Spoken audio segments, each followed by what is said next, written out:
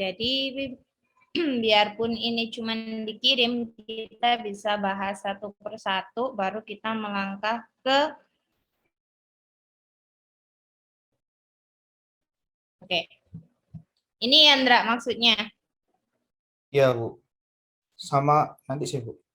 Kan kayak sekarang kan ada fenomena FOMO gitu kan, sama yang flexing buat, nah, itu berarti kan masuknya ke prestis ya. Oke, kita pahami dulu maksudnya. Faktor pendorong melakukan wisata atau hal-hal yang membuat orang termotivasi untuk melakukan wisata adalah salah satunya yaitu self-fulfillment. Keinginan untuk menemukan diri sendiri, karena diri sendiri biasanya bisa ditemukan pada saat kita menemukan daerah atau orang yang baru. Sedangkan yang kedua adalah wish fulfillment, keinginan untuk merealisasikan mimpi-mimpi yang lama dicita-citakan sampai mengorbankan diri dengan cara berhemat agar bisa melakukan perjalanan. Dari pengertiannya ini sudah ada perbedaannya. Kalau yang self fulfillment, jadi pernah kan kita sebagai manusia itu ada dalam titik jenuh ya. Self fulfillment itu lebih ke gini. Kita kan sebagai manusia biasanya ketika kerja terus-menerus merasakan ada di titik jenuh ya. Sampai kita tuh bingung mau ngapain lagi gitu loh. Sampai kita tuh bingung apa sih sebenarnya yang saya inginkan dalam hidup, dalam proses pencarian jati diri, dalam proses biasanya itu untuk tahu sebenarnya tujuan hidupku itu apa sih. Nah, untuk memenuhi hal itu, untuk tahu hal-hal sebenarnya yang diinginkan, kita itu kan biasanya pengen pergi ke suatu tempat, di mana di tempat tersebut kita bisa memulai impian baru kita, hidup baru kita, sehingga titik jenuh dalam kehidupan itu tadi sudah dapat teratasi. Tetapi kalau wish fulfillment, itu semacam misalnya Indra, itu wishlist-nya bisa main ke Europe. Jadi impian Indra adalah di usianya yang 27 tahun ingin keliling Europe. Akhirnya setiap kali kerja rela hari-hari cuman makan Indomie biar bisa nabung terus bisa pergi ke Europe. Itu namanya wish fulfillment. Jadi bedanya antara self fulfillment sama wish fulfillment itu adalah dari motivasi atau dari faktor pendorongnya saja sudah berbeda. Kalau self fulfillment itu lebih ke menemukan kemauan kita untuk mengatasi titik jenuh dalam kehidupan, tapi kalau wish fulfillment itu adalah untuk mewujudkan keinginan terbesar kita atau mimpi-mimpi kita untuk mengunjungi suatu tempat. Itu Berarti bedanya. kalau ada kata-kata di sini titik jenuhnya berarti kan, berarti self fulfillment berarti sama, hampir sama-sama kayak escape, Bu.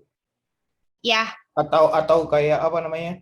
Dari escape dulu terus apa kayak apa ya? Kayak diawali dengan escape self kebebasan fulfillment dulu. itu kan lebih mendalam. Kalau escape, hampir tiap minggu kita pengen escape, entah cuman ke Batu, ke Malang, nggak harus untuk eh, pergi ke suatu tempat itu untuk jangka waktu yang lama kan. Misalnya kita sengaja mengajukan cuti seminggu karena benar-benar pengen rehat, karena benar-benar pengen menata lagi tujuan hidup. Misal Indra habis patah hati tuh, terus nggak semangat lagi kerja, atau udah jenuh sama tekanan yang ada di tempat kerja, sehingga udah nggak bisa mikir lagi nih. Kalau dipaksakan akan menimbulkan stres, kalau dipaksakan juga tidak bisa untuk menikmati pekerjaan atau mewujudkan hal-hal lain dalam hidup, akhirnya membutuhkan tempat baru, orang-orang baru, ilmu pengetahuan baru untuk merefresh atau untuk menemukan apa yang diinginkan kita selama ini. Kalau escape kan konsepnya misal capek, malam minggu, pengen ke Batu, cuman sebentar kan. Di sana cuman tujuannya adalah untuk mencari udara segar aja. Tapi kalau self fulfillment itu lebih ke menemukan jati diri. Sampai sini bisa difahami? Ada lagi yang ditanyakan? Sudah, Ada? sudah Bu. Selain Indra, Ada yang mau bertanya tentang materi sebelumnya, sebelum kita melangkah ke materi selanjutnya? Udah? Kalau sudah, kita ke pertemuan ke-6. Ensure.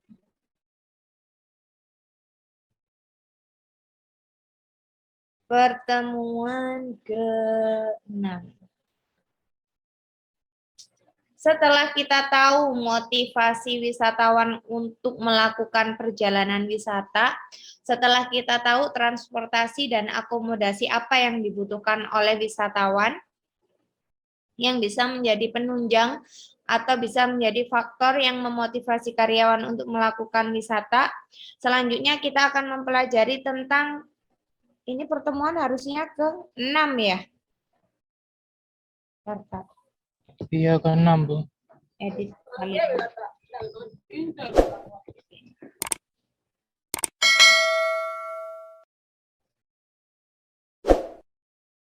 Sekarang di pertemuan malam hari ini kita akan membahas tentang kepuasan dan loyalitas wisatawan. Jadi ketika kalian nantinya berkeinginan untuk menjalankan bisnis dalam bidang pariwisata, maka kalian harus juga mempelajari tentang kepuasan dan loyalitas wisatawan. Secara ekonomi, pariwisata akan sangat menguntungkan bagi masyarakat jika didukung oleh kualitas lingkungan atau destinasi yang bersih, iklim yang bersahabat, masyarakat yang ramah, serta keselarasan multikultural. Tetapi tidak jarang di antara destinasi mengalami kesulitan dalam mempertahankan posisinya sebagai tujuan wisata pilihan. Akibatnya jumlah kunjungan ke destinasi wisata tersebut, permintaan dan penawaran harga, muncul permintaan untuk penurunan harga atau kunjungan dari wisatawan juga berkurang. Siklus kepuasan, loyalitas, dan nilai pelanggan merupakan salah satu konsep yang paling relevan dibahas dalam bidang pemasaran pariwisata. Pemahaman wisatawan yang sempurna merupakan cara yang paling memungkinkan untuk membentuk dan meningkatkan kepuasan serta loyalitas bagi wisatawan. Jadi kepuasan wisatawan. Prinsip utama kepuasan adalah perbandingan antara apa yang diharapkan dengan tingkat kinerja yang dirasakan oleh wisatawan. Jadi prinsip utama dari kepuasan itu apabila realita bisa Terpenuhi. Apabila realitanya bisa memenuhi keinginan, terwujud. akan merasa puas ketika berkunjung ke salah satu tempat wisata apabila tempat wisata tersebut realitanya Sesuai ekspektasi kan, Bu? Sesuai dengan itu ekspektasi kenyataannya. atau melebihi ekspektasi kita. Banyak tempat-tempat wisata yang ketika dipasarkan di media sosial saat ini tuh kayak dulu tempat wisata yang ada di mana tuh? Tempat wisata alam yang ada di Mojokerto. Dulu sempat rame kan tuh. Feeling good. Apa? Feeling good. Nah, Ranu Manduro, Bu. apa namanya, Bahrul? Ranu Manduro, Bu. Ranu Manduro itu ya, waktu awal-awal tuh di media sosial, view-nya bagus, kayak benar-benar bisa menjadi suatu tempat untuk escape sebentar dari hiruk-pikuk Surabaya. Begitu rame, kenyataannya di sana realitanya tidak sesuai dengan ekspektasi. Banyak sepeda motor, jalannya jauh, banyak tukang jual-jual apa tuh? Cilok. Sampah berserakan di mana-mana.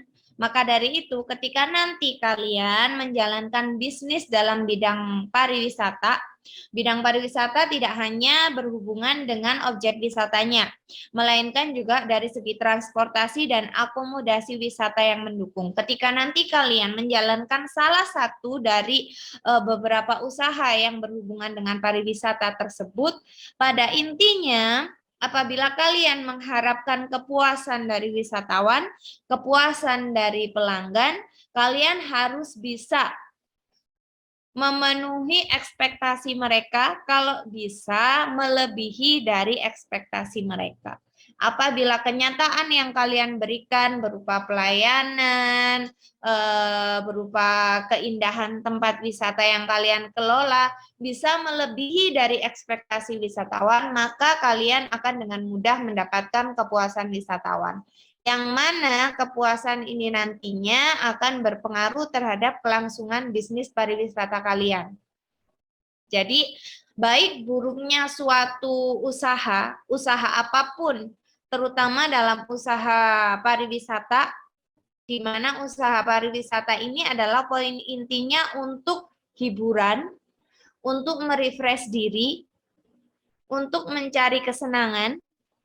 Jadi ketika kalian menjalankan usaha dalam bidang pariwisata, setidaknya meskipun melakukan promo atau melakukan pengenalan usaha wisata kalian, seharusnya kalian bisa menyediakan realita yang ada itu bisa melebihi dari ekspektasi yang dibayangkan oleh wisatawan. Jadi ketika melakukan pelayanan atau memberikan pelayanan harus dilakukan semaksimal mungkin. Karena baik buruknya dari usaha yang kalian jalankan itu berasal dari kepuasan dan ketidakpuasan wisatawan atau pelanggan kalian. Jadi apabila wisatawan merasakan puas, efeknya tanpa kalian melakukan promo besar-besaran dengan mengeluarkan uang yang begitu banyak, wisatawan akan datang sendiri. Kalau sekarang untuk memenuhi kepuasan wisatawan ini, selain dari adanya word of mouth, jadi word of mouth itu kalau bahasanya dari mulut ke mulut, juga sekarang sudah didukung dengan adanya media sosial. Jadi apapun yang kalian sajikan, apapun yang kalian berikan sekarang itu teramat sangat mudah. Mudah di sini ada dua kemungkinan. Mudah untuk menarik para wisatawan untuk datang, serta mudah untuk menjadi suatu bahan pertimbangan untuk wisatawan datang. Jadi apabila yang kalian berikan realitanya tidak bisa memenuhi ekspektasi wisatawan, maka yang keluar dari wisatawan tersebut misalnya dari mulut ke mulut, apa yang mereka sampaikan keluar itu bisa mempengaruhi. Jadi orang yang niatnya datang sekarang nggak datang. Kayak ini saya pernah bahas di materi ini di kelas sebelumnya, itu ada Bukit Jedih ya. Di mana itu? Di Madura, Bu. Madura ya. Itu kan ekspektasinya juga bagus.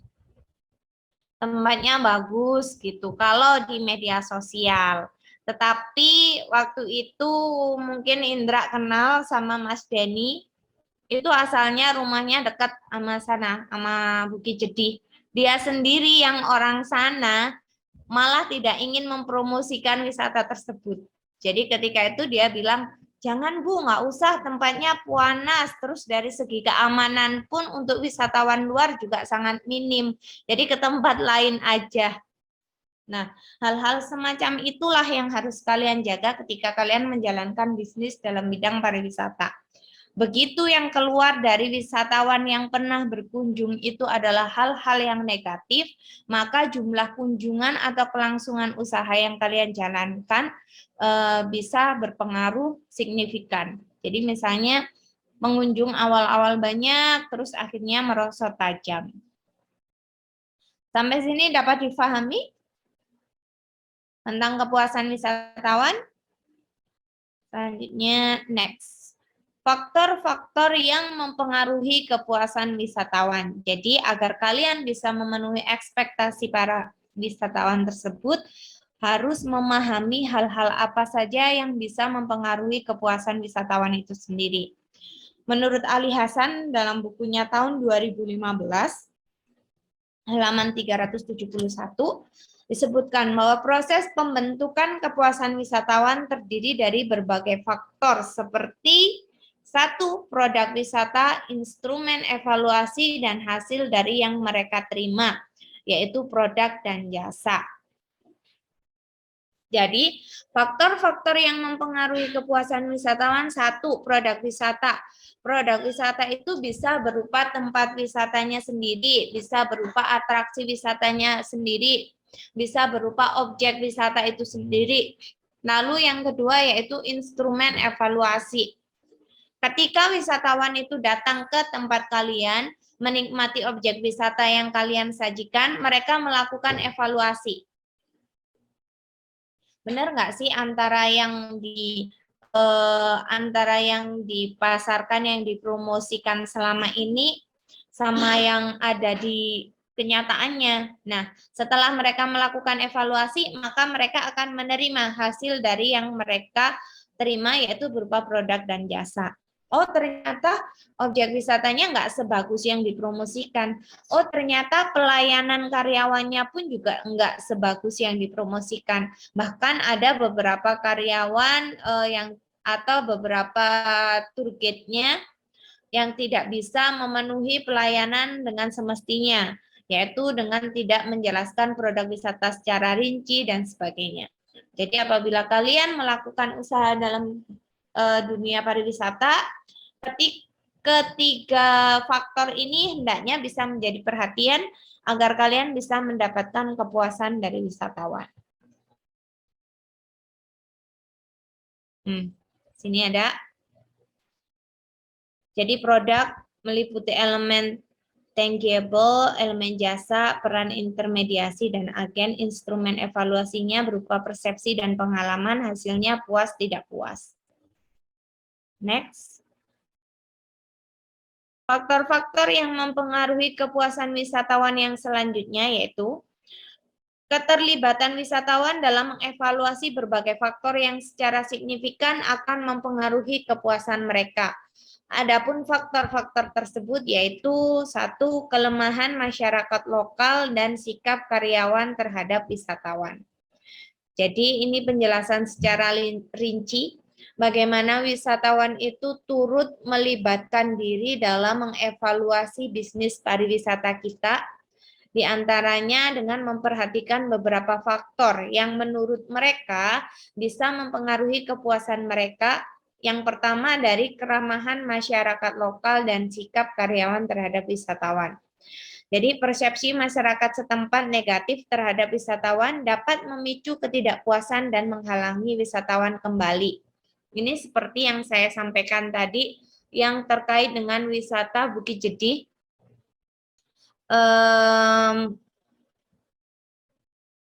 Waktu itu kalau nggak salah disampaikan, jadi mungkin ya persepsi dari masyarakat sekitar itu, atau kita ambil contoh objek wisata lain. Misal masyarakat sekitar menganggap dengan adanya objek wisata tersebut yang mendatangkan banyak orang dari luar, itu bisa merusak fasilitas-fasilitas yang ada di sekitar objek wisata. Pada akhirnya ketika ada wisatawan yang berkunjung, masyarakat setempat tidak bisa bersikap secara ramah. Contoh ketika ditanya petunjuk jalan, mereka tidak bisa memberikan petunjuk jalan yang baik, atau tidak menyediakan beberapa akomodasi yang memadai di sekitar objek wisata. Karena ada beberapa objek wisata, terutama objek wisata alam yang biasanya dikelola oleh pemerintah daerah. Itu kan ada ya, kalau kita mau beli sesuatu atau pergi ke toko-toko untuk membeli sesuatu, jauh jaraknya dari tempat wisata. Atau kalau enggak, biasanya masyarakat sekitar itu menganggap dengan datangnya para wisatawan ini, menganggap negatif bahwa mereka akan merusak fasilitas dan lain-lain, Itu tadi, ketika ditanya jalan menuju tempat wisata ini di mana ya, mereka tidak bisa memberikan informasi secara baik. Yang kedua, persepsi masyarakat setempat positif terhadap wisatawan, sehingga dapat memotivasi wisatawan untuk mengunjungi destinasi yang sama di tempat wisata tersebut. Jadi, apabila masyarakat setempat bisa bersikap atau berpersepsi positif dengan menganggap wisatawan yang datang ke suatu objek wisata tersebut merupakan bisa menjadi salah satu sumber penghasilan mungkin, atau bisa membuat daerahnya dikenal orang, maka masyarakat akan bersikap baik terhadap wisatawan yang datang, sehingga di kemudian hari wisatawan tersebut bisa merasakan kepuasan tersendiri untuk mengunjungi objek wisata tersebut, sehingga nantinya mereka akan berkunjung kembali. Jadi salah satu yang bisa menjadi faktor yang mempengaruhi kepuasan wisatawan juga dilihat dari keramahan masyarakat lokal.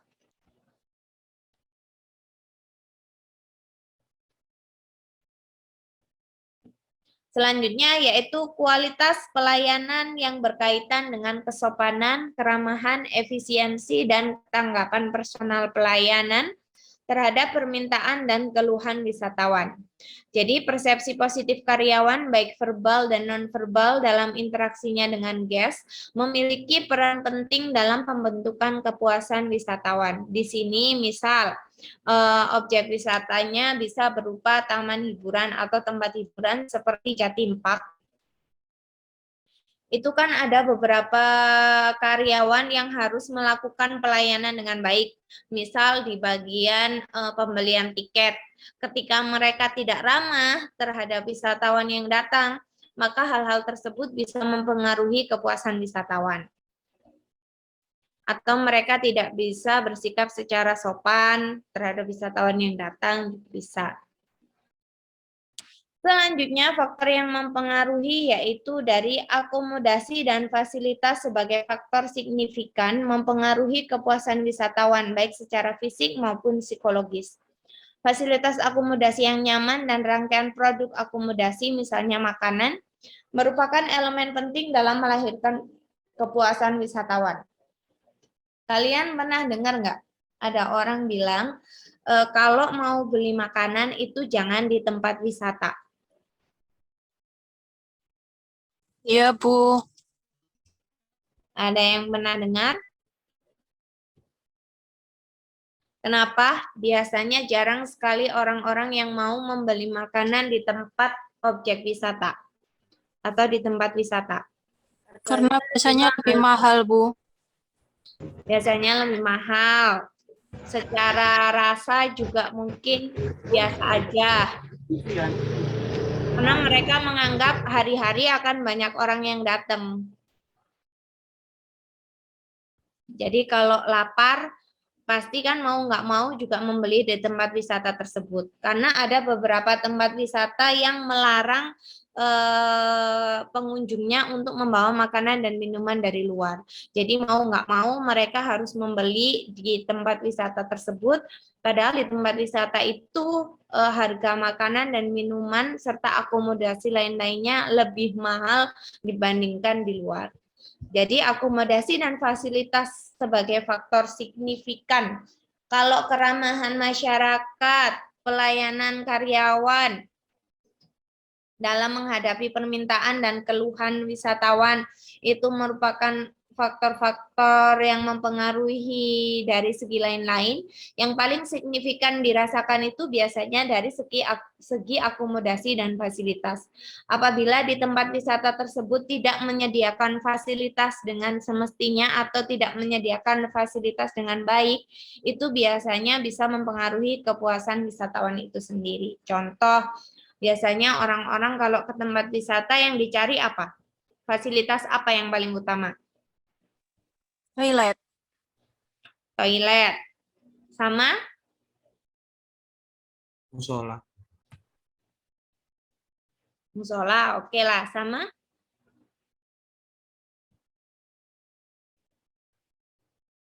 Sama? Kalau kalian pergi ke suatu tempat wisata, fasilitas yang harus ada yang bisa mempengaruhi kepuasan kalian untuk datang. Selain toilet, karena orang mau buang hajat itu nggak bisa ditahan-tahan ya. Sebab kalau ditahan kan bisa jadi penyakit. Jadi toilet udah pasti. Apa? Tempat duduk. tempat duduk, tempat Tempat istirahat. no, tempat Makan. tempat Ruang makan, ganti. ruang ganti. Emang selalu ganti baju kalau ke tempat wisata? Kan bisa ganti di toilet, Sandy. Tempat parkir. Kalian mau tempat wisatanya di sini, parkirnya di sono. Jarak 2 km. Mau? Atau bisa parkir tapi di tempat yang tidak seharusnya. Jadi kalian ambil liburan sambil mikir, tadi mobil aman nggak ya? Tadi sepeda motor aman nggak ya? Helm aman nggak ya? Jadi biasanya fasilitas-fasilitas yang selalu diharapkan ada di suatu tempat wisata adalah tempat parkir sama toilet. Itu. Kalau Bahrul Anam, kalau ke tempat wisata, fasilitas yang diharapkan ada apa? Toilet sama musola. Toilet sama Musola. musola atau tempat ibadah. Berarti kalau sambil wisata, sambil bawa-bawa motornya gitu, nggak apa-apa. Ya enggak juga sih, Bu. Ya enggak apa-apa, Bu. Kalau apa? Wisata Tujuannya drive-thru. itu motor bisa ikut masuk ya boleh saja, kan juga lebih hemat juga, Bu. Bisa, boleh. Motor biasanya boleh. Ada kok salah satu tempat wisata tuh motor bisa dipakai keliling. Di Taman Safari. Tuh ya. Di bagian singa-singa tuh boleh. Untuk Bahrul boleh. Di bagian singa-singa tuh drive-thru pakai motor boleh. Bisa. Jadi makan singa, Bu. Iya. Kalau Sandy, kalau kamu ke tempat wisata, fasilitas apa yang kamu harapkan, Sandy? Kenapa sih, Sandy, kamu baru mendapatkan lampu yang cerah, bisa on cam, kamu nggak on cam tuh kenapa? Lagi jerawatan ya? Bukan muhrim, Bu. Atau kurang percaya diri?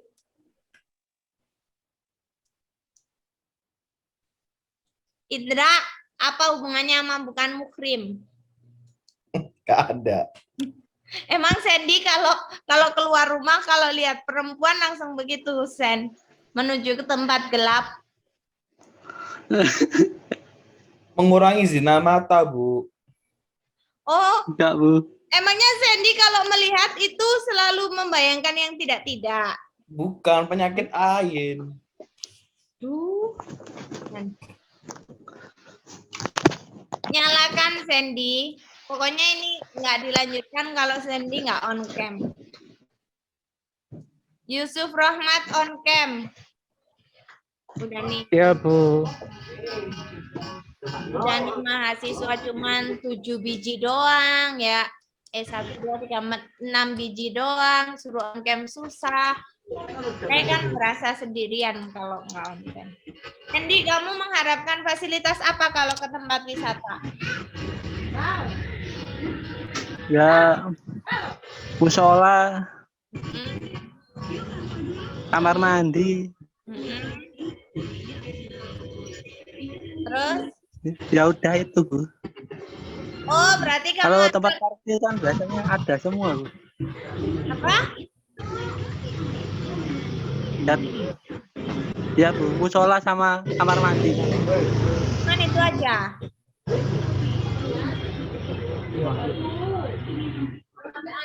Cuman itu aja, Sandy. Ya, kalau bisa ada wahananya, Bu. tempat permainannya. Oh lah iya, kamu kan cuma mengharapkan fasilitas toilet sama musola. Jadi habis sholat, habis beribadah, ya udah. Berarti kamu nanti Ya. mainnya sama Bahrul Anam. Ya, ada. Bensin, Kalau Bu. bisa ada taman bermainnya, Bu. Ada teman. Kalau pantai ada speedboat, Oh, ya. Boleh kalau loh, menyelam. minta fasilitas Kalau apa? taman bermain ada permainannya kayak roller coaster itu. Oh, Sandy suka naik roller coaster. Nah, ya, suka Bu, suka yang menantang kayak rumah hantu roller coaster. Bantu menantangnya dari mana, Sandy? Hah? Rumah hantu menantangnya dari mana? Karena bagus. Habis selesai. Ntar ini ya, ntar apa namanya? Semoga sudah mendapatkan tempat wisata yang memenuhi ekspektasinya Sandy. Selama ini kan Sandy sama Bahrul Anam ini kalau dilihat-lihat suka liburan ya, suka traveling. Menurut kalian berdua selama melakukan perjalanan wisata, tempat wisata mana yang selama ini bisa membuat kalian puas dan mau kembali lagi atau kalian sudah berkunjung lebih dari 2 kali? Lanam, gimana Bahrul? Sumber Maron, Bu, yang lebih dari 2 kali, Bu. Sumber Maron tuh karena murah, dekat dari gedung Dekat dari Pendaringan. rumah. Yang kedua, boleh bawa makanan dari luar. Boleh bawa makanan dari luar. Terus tempat wisatanya juga segar, bagus, kayak air sumber begitu. Jadi di sini ada yang belum pernah ke Sumber Maron? Belum pernah? Harus ditraktir sama Bahrul Anam ke Sumber Maron ya. Disewain ban. Bannya berapa sekarang Bahrul harganya sewa ban? 5.000, Bu, terakhir, Bu. Berapa? 5.000. Oh, 5.000. Oke. Menurut Bahrul Anam ada tempat wisata yang selama ini bisa memenuhi ekspektasi Bahrul Anam yang sudah dikunjungi lebih dari 1 kali karena merasakan kepuasan wisata itu sendiri, yaitu di mata air Sumber Maron. Kalau Sandy di mana, Sen?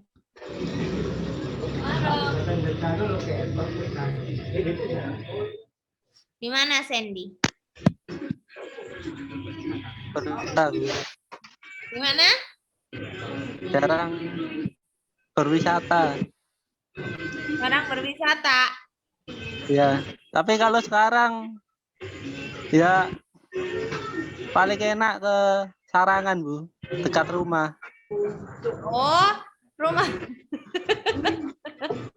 Sama rumahmu dekat masuknya sama. gratis, Bu. Oh, ke Telaga Sarangan. Ya, Ntar kalau saya sama main ke masuknya Telaga gratis. Sarangan, saya boleh mampir rumah kamu, Sandy. Boleh, Bu. Main sekarang, berarti sekarang kamu posisinya di Magetan. Saya di Surabaya, Bu. Terus saya ke rumah kamu ketemu sama siapa? Ya, ibu sama adik saya, Bu. Oh, itu sama adiknya Sandy. Ya, Udah pernah dipromosikan Sandy ininya Telaga Sarangannya? udah, Bu, di video kemarin, kan. Cuman video itu aja. Ya, kalau anak-anak sini sudah banyak yang ke sana, Bu. Sandy yang ngajakin. Ya, cerita-cerita bagus ini. Kalau Karisma, ke tempat wisata apa? Ya itu Bu, saya suka di Bandung. kota? Lembang. Lembang. Iya, Sudah ke sana beberapa kali. 2 kali. Karena ya kan pacar saya di sana, Bu, jadi ke sana. Siapanya di sana? Pacar saya di sana, Bu, jadi main ke sana. Oh, pacarnya di sana. Ya. Karena pacarnya, bukan karena tempat wisatanya. Enggak, Bu, karena tempat wisatanya juga. Kan katanya bagus di Lembang. Itu loh. Udaranya seger. Ya. Terus ya enak aja, Bu, di Bandung suasananya kayak di Malang gitu, dingin. Fasilitas wisatanya? Fasilitas wisatanya kalau di Bandung udah bagus sih, Bu, tapi kalau untuk masuk-masuk ke tempat wisatanya itu mahal banget. Ini dari segi harga ya. Ya. Masuk ke Tangkuban Perahu itu 50.000 per orang. Worth it sih kalau masih di bawah harga 100.000. Iya. Oke, kita lanjut. Nah, faktor-faktor yang mempengaruhi kepuasan wisatawan selanjutnya yaitu dilihat dari budaya, perilaku konsumsi produk. Pariwisata dipandang sebagai fenomena sosial yang pluralistik, integratif, dan multidimensional. Artinya, salah satu aspek budaya, misalnya bahasa, yang dapat membantu memfasilitasi komunikasi antara tuan rumah dan tamu, mampu mempromosikan destinasi sebagai tempat yang lebih baik untuk dikunjungi. Jadi, salah satu aspek budaya yang bisa mempengaruhi kepuasan wisatawan adalah dari segi bahasa. Bahasa yang ada di tempat wisata tersebut. Kalian nggak mungkin kan datang ke suatu tempat wisata tetapi komunikasi dengan masyarakat sekitarnya atau di tempat tujuan wisatanya itu nggak ngerti, bahasanya nggak ngerti, kecuali kalau memakai tour guide baru bisa. Selanjutnya, harga. Seperti yang disampaikan oleh Karisma Indah, salah satu hal yang cukup mempengaruhi kepuasan wisatawan untuk mengunjungi suatu destinasi wisata atau objek wisata yaitu dilihat dari harga. Harga akomodasi, harga produk wisata, dan biaya lain-lain yang diperlukan oleh wisatawan. Jadi kenapa Sandy tadi bilang untuk saat ini tempat wisata yang sering dikunjungi ya Telaga Sarangan karena dekat dari rumah, Bu. Harga tiketnya juga gratis. Jadi ke sana kalau cuma sekedar escape atau untuk merefresh atau refreshing sudah bisa. Sama seperti pilihannya Bahrul Anam. Karena ada orang dalam, Bu. Karena ada Orang dalam. Oh, berarti promosimu salah, Sen. Kalau orang lain masuknya juga bayar, Bu. Mungkin 15.000. Berapa? Sekarang paling 20.000. Oh, 20.000 25. masih murah. Untung lo, Sen. Coba pas itu apa kamu bilang gratis tadi teman-temanmu berencana ke sana.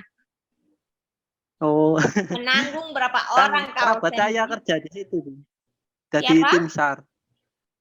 Kerabat Teman. saya seumuran ya kerja di situ jadi tim SAR. Tim penolong gitu, yang oren-oren.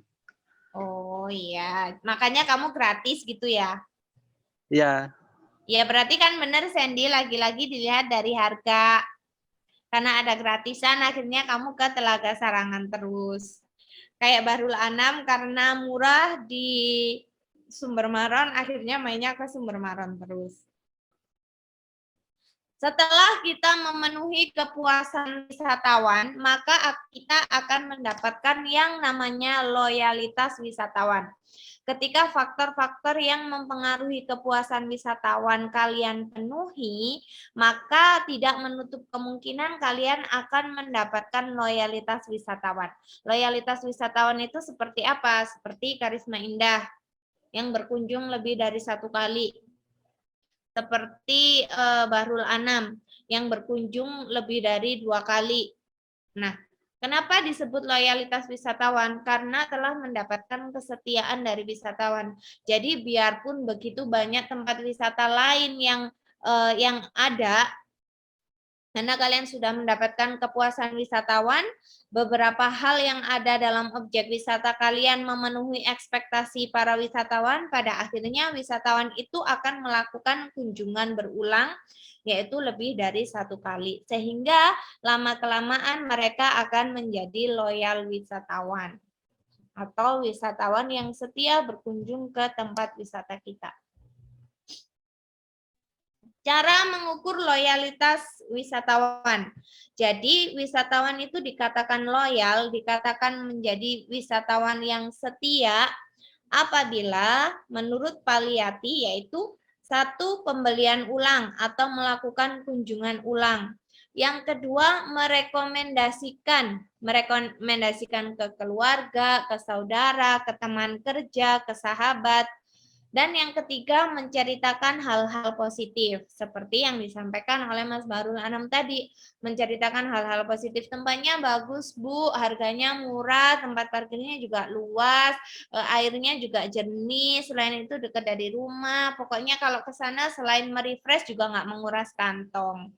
Akhirnya menceritakan hal-hal positif dan merekomendasikan ke orang lain. Sehingga wisatawan tersebut dapat disebut dengan loyal wisatawan. Sampai sini ada yang ditanyakan? Kurang 6 menit kita mengobrol, ada yang ditanyakan?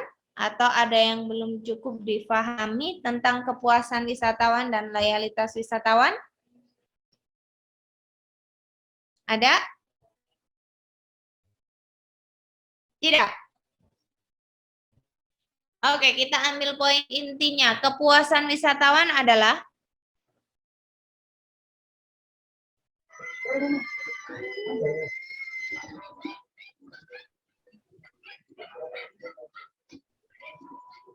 kepuasan wisatawan adalah kepuasan yang diharapkan apa?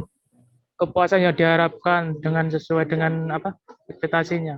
Ekspektasinya. Ada yang bisa menjelaskan dengan bahasa yang lebih simpel? Keinginan atau kebutuhan dari wisatawan yang sesuai atau melebihi dari ekspektasi.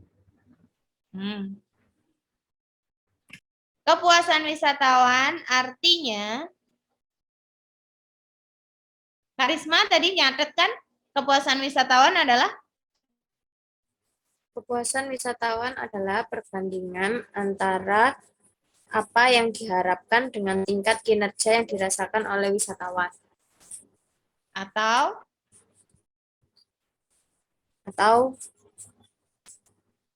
ringkasan respon, yaitu Bu.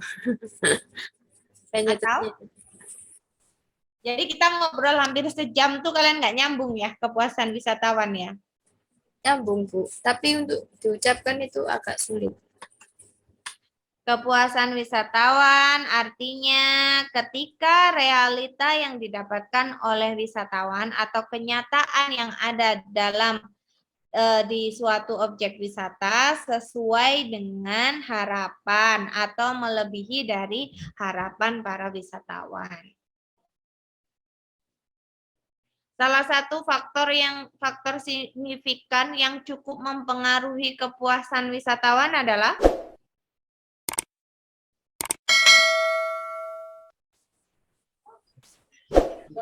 Wisata, Bu. Wisata, instrumen evaluasi.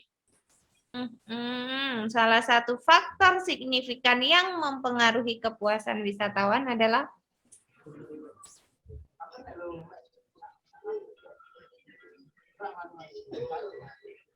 yang tadi diharapkan Sandy, yang diharapkan Bahrul Anam.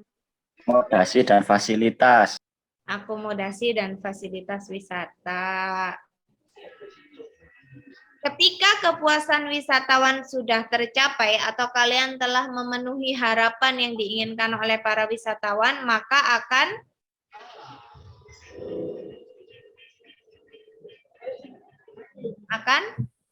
Loyalitas. Timbul loyalitas. Membentuk loyalitas wisatawan.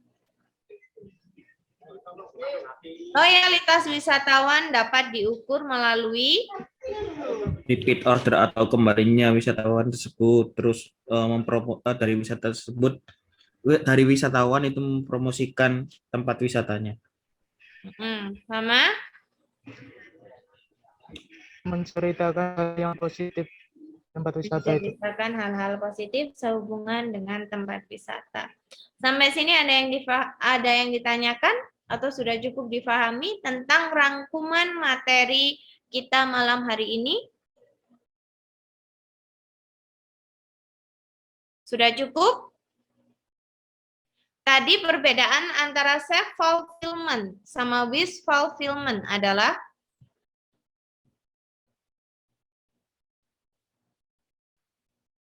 Kalau self fulfillment itu upaya diri untuk keluar dari zona kejenuhan, untuk mencari jati diri. Kalau yang wish fulfillment itu impian ke suatu tempat wisata dengan mengorbankan atau menghemat, ada effort lah untuk memenuhi impiannya, untuk memenuhi impian wisatanya. Katanya perbedaannya di kata kunci self dan wish.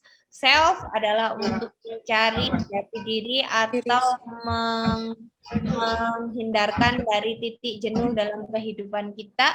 Kalau wish adalah mewujudkan impian untuk mewujudkan. Oke, on cam saya mau ambil absensi. 1, 2, 3. Catatannya dilengkapi karena kurang 1 pertemuan lagi kalian UTS ya. UTS-nya pakai problem based solving. Jadi nanti yang disampaikan adalah sesuai dengan materi kita yang kita lakukan pembelajaran setiap minggunya. Jadi catatan-catatannya dipelajari, dilengkapi. Saya akan lihat nanti di UTS siapa saja yang nilainya mungkin tidak memenuhi, padahal hari-hari masuk berarti catatannya tidak lengkap. Oke? Terima kasih atas waktunya malam hari ini. Mohon maaf apabila ada salah-salah kata. Sampai ketemu di minggu berikutnya. Assalamualaikum warahmatullahi wabarakatuh. Waalaikumsalam Waalaikumsalam warahmatullahi wabarakatuh.